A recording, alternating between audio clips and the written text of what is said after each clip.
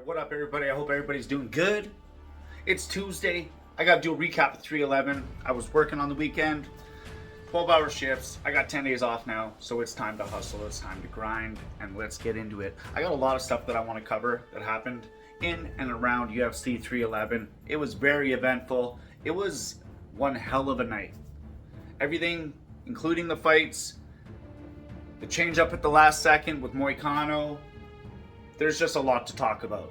Merab made history by breaking one of the all-time UFC legends, George St. Pierre's all-time takedown record. That's some shit there. Merab's gained a lot of respect. We'll get into that a little bit later. Dana named Islam Makhachev his #1 pound-for-pound fighter of all time. Sorry, John. Nobody was expecting that, I don't think. Especially after he kind of made light work of Money Moicano. No disrespect to Money Moicano. We're going to touch on everything that happened in the fights. But I want to do just a quick recap of some things that are kind of non-fight related first here. So we got Merab beating GSP's all-time record. We got Dana naming Islam pound for pound #1 fighter in the world. We got another record-setting gate. What a surprise. Dana, all that means is that you're bumping up the prices on the tickets every time because we're not making the arena any bigger, are we? So why don't let's do a fan appreciation night one event and let's just keep the prices the same or maybe even lower them a little bit. I'm just throwing crazy ideas out there, I know. Hey, and this is not related to 311 whatsoever, but I was watching some 311 related news and I heard that Darren Till got a victory. Darren Till got a W in his Misfits to Zone boxing fight, whatever the hell it was. Looks like he was fighting a lunchbox of a soup can, but he got himself a W, and I love me some Darren Till, so that's good news. AI rankings, they are on the way. We heard from Dana White that we're going to have some news in the next few weeks. It's going to let us know what's going on with these rankings. And one of the reporters asked if AI has anything to do with it. And Dana White said, yes, it does. Now, we've all known that this was going to happen for a while, but what I find interesting about this is that this is all happening the same time that Mark Zuckerberg is getting rid of the fact-checking. Mark Zuckerberg is going steps backwards on AI. Zuckerberg said they had all sorts of problems with the AI not being as efficient and factual as he wanted it to be. So I find it very interesting that right after they're getting rid of the fact checkers and everything on Facebook, which is all AI related, right at the same time that they're doing that, Dana White and Mark Zuckerberg are getting together for this AI project. Strange timing a little bit, but we've heard this is going to be a thing for a while now, and I can assure you that there will be some problems. Oh, I wonder how far John Jones will be on that AI list. Also, we got Connor taking a bus ride with Jake Paul, and their mom. And they're all cuddled up in the back of the bus, taking a bunch of photos. They're going to Trump's inauguration. Y'all silly sacks said that boxing match wasn't happening over in India. Oh, I assure you that that's going to happen. For the $500 million payout that they said they'll be paying Conor McGregor and Logan Paul. Very much happening. Wouldn't be surprised if the contract comes out in the next couple days. Wonder why they were all hanging out together. Strange. They all look so close and cozy. Peyton Talbot got his first loss. I saw that coming because sometimes you can just see the energy in these fighters. And I honestly don't know a lot about Peyton except he's talented and he's an up-and-comer. And all I know is as soon as I looked at the guy that he was fighting, dude looked hard as nails. He looked like he was straight out of Gangs in New York. Straight up. Sometimes these young guys, they just need to be humbled a little bit. And he'll probably just come back stronger and hungrier. So, all right, the Islam Makhachev situation. Arman Tsarukyan dropped out with back pain 24 hours before the fight. Not a good look. Dana White is not happy, as to be expected. I was surprised with how well he handled the situation on the mic. Much more professional than usual. And yeah, I was just surprised with how well he handled himself at the post press conference all around. Renato Moicano. 24 hours notice. Can't say nothing bad about the guy. All respect all day. He's been nothing but humble with his loss. He made $250,000 Saturday night. That's $250,000. It's actually $50,000 more than Islam made that night. So, damn. Ain't that some shit, hey? Ain't that some shit? So, Money Moicano got his money. He didn't really have a choice in the situation. You're offered a title shot. Honestly, he did have a choice.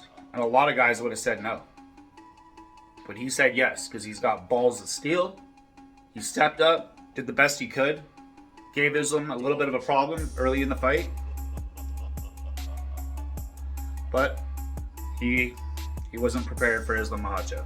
There's just a lot of stuff that came to the surface after the fights. Apparently, Beneil Dariush was actually in talks to fight Islam himself before they gave it to Renato.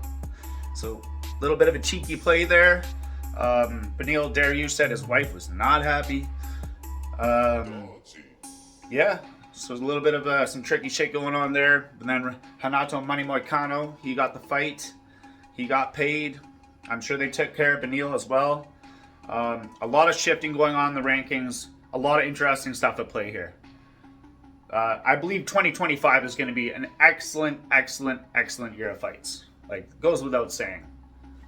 I think it's easy to say that we're just going to keep rolling off 2024 and it's just going to be fire all year. That's it. Yeah. Renato Money Moicano was super humble in his loss. He said, I can still beat a lot of motherfuckers out there. He says it's okay, everyone's talking shit the way that they are. He, in fact, did talk a lot of shit last year, he said. And now he's kind of reaping the rewards of that. So he knows how it goes. The one thing he did say is before he wanted money, and now he wants to be champion. So there were a lot of aura moments around this card. Same thing with Yuri. Yuri stepped up. I'll touch base on that in a bit, though. Dana definitely not happy with Arman. Dana is not happy with Arman right now. He wasn't even sure if he wants to give him a fight night. So Arman's got some work to do. Some processing to do. You fucked up, homie. But nobody knows what happened with his back and how much pain he was in. But to pull out of a main event title fight 24 hours before the event is not a good look, to say the least. Dana's not happy, and Arman came out on his social media and said that he basically agrees with everything Dana said, and he is back to the drawing board, and he does have a lot of work to do, but he will fight anybody that they put in front of him in order to prove that he is still the number one contender. So we'll see how that plays out, but we know that Dana is not impressed right now. That's for sure. But once again, he was very careful with how he worded everything, because he does get tricked by the media a lot, by the MMA media, into getting those sound bites that everybody loves.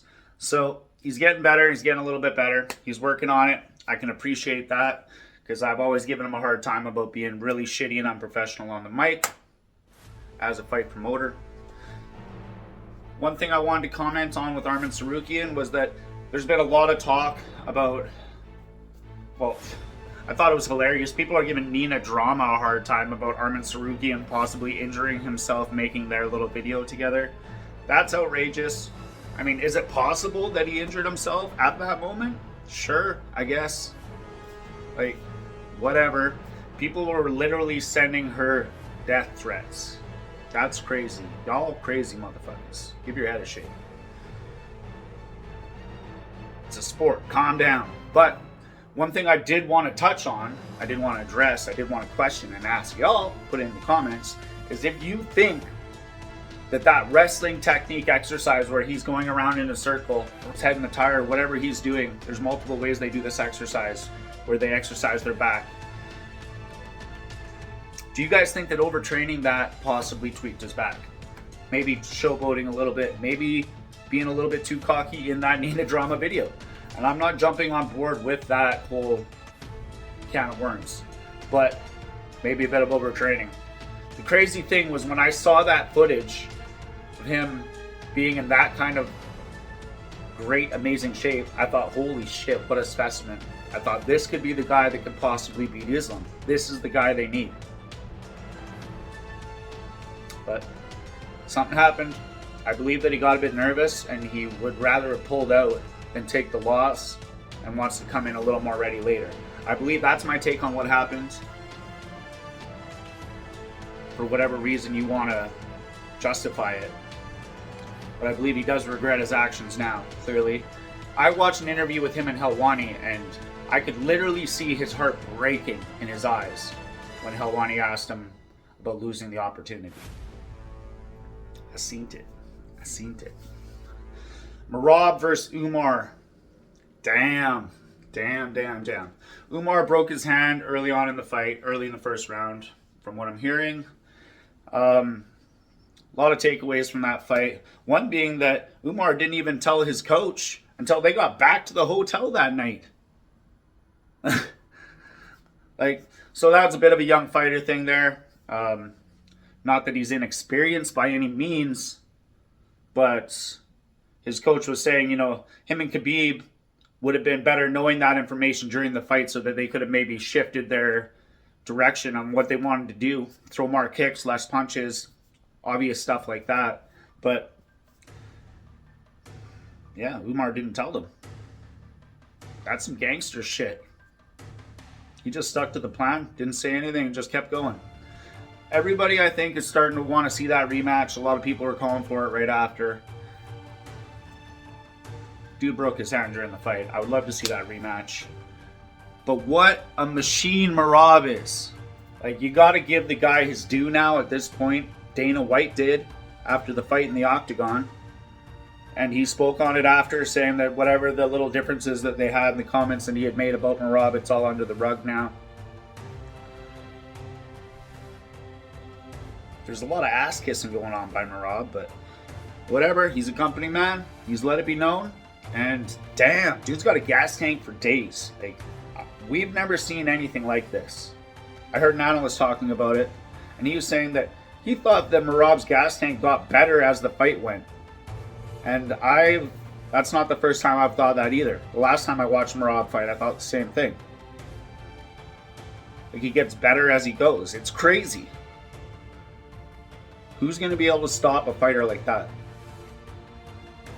Nobody for some time. I believe we're going to have a machine sitting on the throne for a while here. Because damn, dude's a savage, man. Everybody put some fucking respect on his name or else he's coming for your ass. You don't like the disrespect, that's for sure. We learned that. Hearing Merab say how confident he was that he was going to beat Umar Nurmagomedov was pretty gangster. That was cold. There's just no doubt. He's a specimen. I already said it in other videos last time I watched Merab fight a few pay-per-views back. He is fun to watch. He's a character. And he puts on a show before and after the fight as well. And he's just fun to watch. I'm there for it all day. MMA Guru does a great impression of Merab. But he does lots of great impressions. But yeah, I was blown away by this event. I was blown away by 311. Yuri, Hill, they did the damn thing as well. Jamal Hill, once again, hate to jump on the bandwagon, but I just haven't been with his whole shtick lately. It's been all talk, no walk. He was looking battered and bruised. Yuri, on the other hand, he showed that he made some definite changes and some definite improvements, holding his hands up, more calculated, less spastic, less rushing in. I heard him do an interview with Ariel Helwani as well after the fight. And yeah, there was just a lot of great aura moments around 311. A lot of fighters moving in the right direction. Kevin Holland catching another L. That's what he does. Oh, look, an L. This is mine. Shit. People are saying that Kevin Holland might get cut from the UFC, and I believe that probably to be true. I would not be surprised at all. There's lots of organizations floating around where he can go check shit out now. Maybe he'll go to the GFL, but not sure if Kevin Holland's going to have too many more fights in the UFC. And yeah, that's about all I got for you guys. Let me know what I missed. Drop it in the comments. That was a crazy event. Hope you guys have a good week. Much love. I'm out of here.